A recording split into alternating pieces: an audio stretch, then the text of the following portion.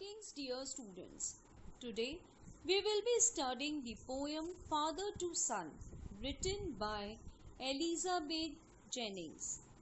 Elizabeth John Jennings was an English poet, born in 1926, England, Lincolnshire, England, and she is noted to her clarity of style and simplicity of literary approach.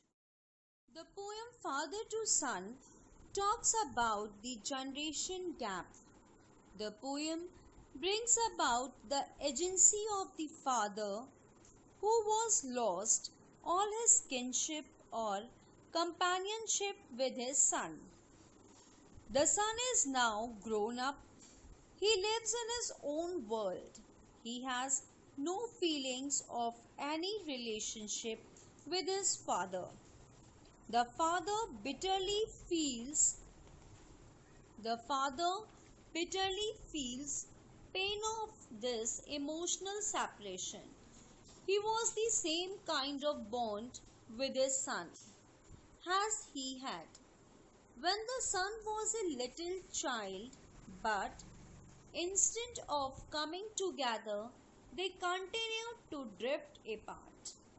There is a gap of understanding and uncommunication between the two. It is to Elizabeth Jennings credit that although being a woman, she is able to bring about the feeling of separation so vividly through this poem. Such a situation is a common feature in most of the families.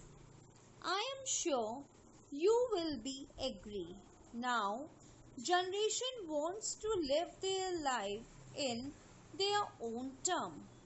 Youngsters thinking independently, they seems to be a talking term with their parents. Here, in the poem of father feels helpless, he is ready to forgive the child, provided let the feel sorry. But he really tries to understand youngster boys' likes and dislikes, demands and dreams. In the poem, the conflict is never resolved, unfortunately, because both of them refuse to compromise. So, let's read Through Father to Son by Elizabeth Jennings, after which I will give the explanation of each stanza. Father to Son, Elizabeth Jennings. Now, let's see the explanation by stanza to stanza. I do not understand this child, though we have lived together now in the same house for years. I know nothing of him. So try to build up a relation from how we was when small. Yet have I killed?